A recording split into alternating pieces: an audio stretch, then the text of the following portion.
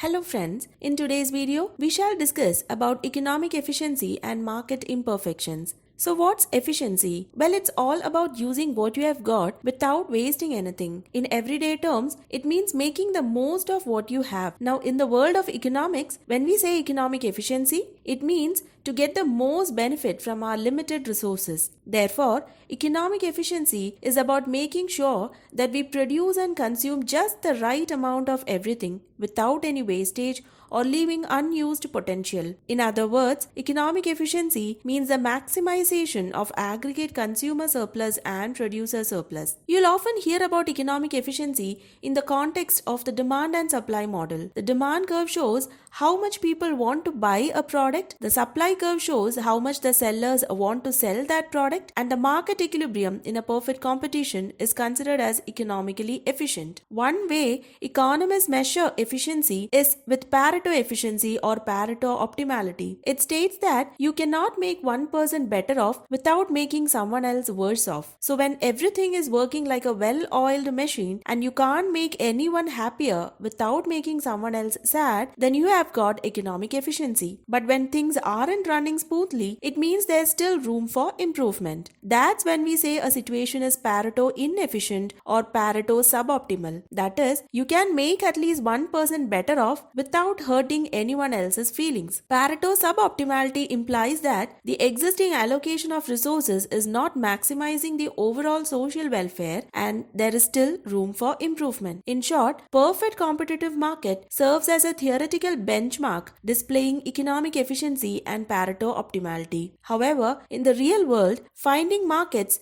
that matches perfectly with all the features of perfect competition is challenging, though certain markets exhibit characteristics that come close to the assumptions of perfect competition. For instance, the agricultural market for standardized commodities like rice, wheat, fruits and vegetables share some characteristics of perfect competition like large number of buyers and sellers, homogeneous product, free entry and exit, the pricing pattern determined by the forces of demand and supply, etc. Though deviations exist, as in, there are various varieties of rice indicating product differentiation, there is government intervention, asymmetric information regarding rice being regular or organic, etc. Even though the pricing of agricultural products show cobweb-like pattern, which can be attributed to the introduction of time lag, past prices and expectations, the dynamics align with the broader principles of supply and demand in a competitive market. Thus, in real world, perfect competition can be economically inefficient and Pareto suboptimal as the complexities and deviations present in actual markets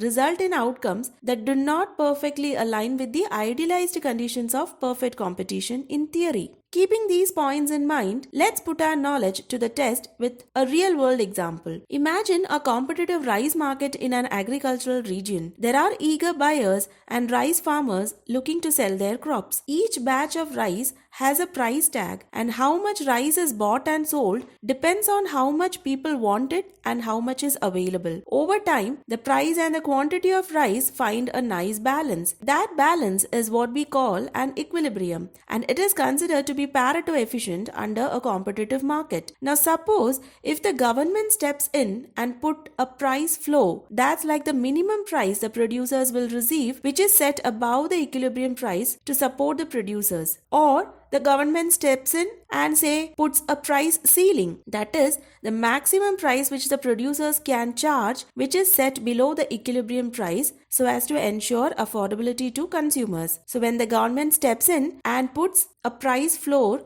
or a price ceiling, it messes up the balance. The market will not be in equilibrium. That means you can't make one group better off without hurting the other one. That is, if a price ceiling is imposed, potential rice buyers will be happy because rice will become more affordable and so they demand more. But existing rice farmers will not be thrilled as they will be unable to sell their rice at a price that covers their production costs, thus fetching less profits. So the farmers decrease their production, thus lowering the supply. On the other hand, if a price floor is imposed, the existing rice farmers will be happy as they can now charge a higher price that covers their production costs and fetch a high profit as well, thus increasing the production of rice. But the potential buyers will not be so happy as they have to shell out more money for rice, and so the demand for rice decreases. So if the government did not impose price floor or ceiling, then everyone's in that balanced state where there's no room for further improvement without making someone else worse off. Then the market is said to have achieved economic efficiency, or it's in a Pareto efficient state. But if the government imposes a price floor or ceiling, the equilibrium will be affected, or the new equilibrium will be formed, which can either overproduce or underproduce the product, thus making any one party better off and another worse off, thus becoming economically inefficient. And that's why the rice market example helps us see how economic efficiency is all about finding the perfect balance where resources are used to its maximum without any wastage. Now let's talk about market failure in competitive markets. In a perfectly competitive market, the focus is mainly on economic efficiency, where goods and services are produced and allocated based on demand and supply. However, market failure occurs when this economic efficiency does not align with the broader social or environmental goals. It means producers can produce goods by utilizing the resources to its maximum without wastage to meet the consumer's demand, thereby reaching market equilibrium and being economically efficient and Pareto optimal. But simultaneously, they can create negative externalities from this production in the form of pollution, or they can also supply goods by not revealing the true quality of the product, thus leading to market failure. Thus, market failure is a situation in which a competitive market is inefficient as prices fail to provide proper signals to consumers and producers. Prices in a competitive market are supposed to reflect the true costs and benefits associated with the production and consumption of goods and services, as the two assumptions of perfect market are perfect information and absence of externalities. However, when market prices do not fully incorporate all the relevant information like the social cost of production or the actual quality of the product, the market fails. In essence, perfect competition can be economically efficient and Pareto optimal and can also result in market failure.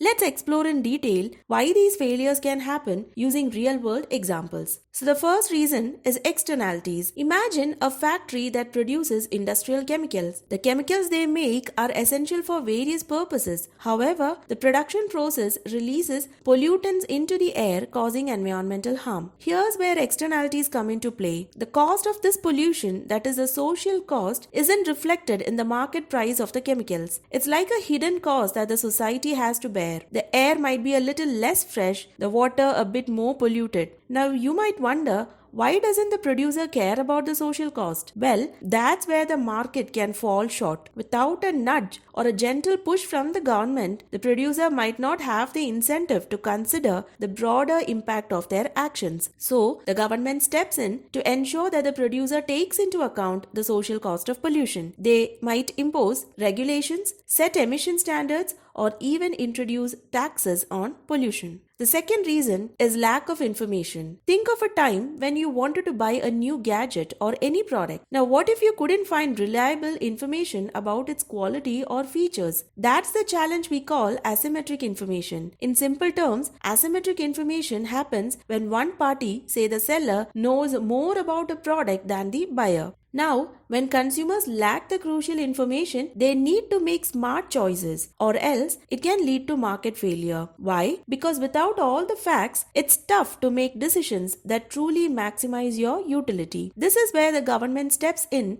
as the information referee. The government may introduce rules that ensure sellers provide accurate details about their products. They might even set up regulating agencies to keep an eye on things. Government intervention becomes a helping hand when the market struggles to ensure that everyone has access to the right information. A tangible example of asymmetric information causing market failure is evident in the market for used cars. In this case, sellers often possess more information about a car's history and condition than buyers. Asymmetric information arises when the seller knows the hidden defects or past accidents which is not openly visible to the buyer. Consequently, buyers may hesitate to make purchases due to uncertainty about the vehicle's quality, leading to a potential market failure in efficiently matching the buyers with the sellers. Recognizing this, government intervene by implementing regulations that compel sellers to disclose pertinent information such as vehicle information number,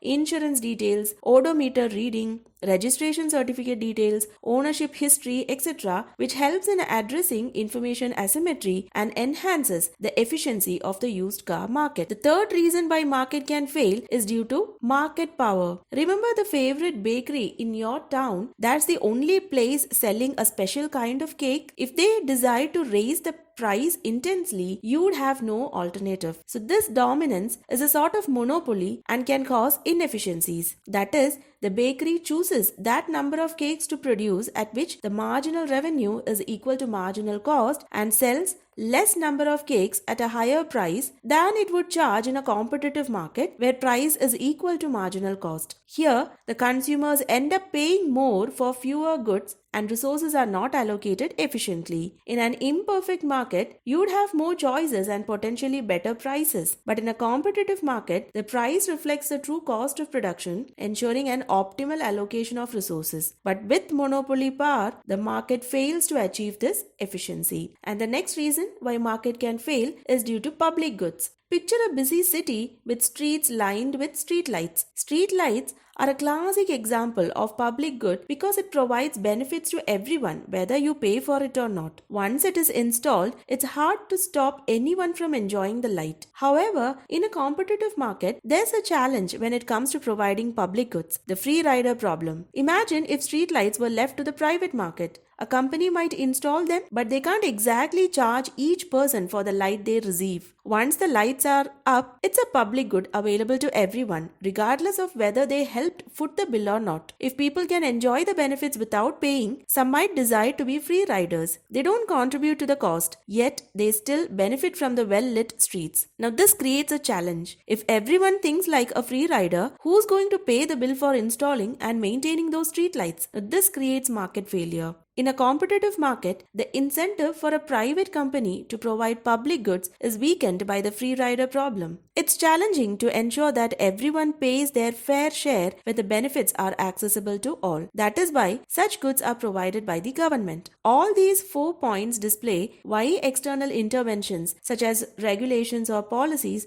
are often necessary to address these market failures and guide the market toward outcomes that better align with broader societal goals. If you like the video, do subscribe to my channel and share the videos with your friends. Thank you.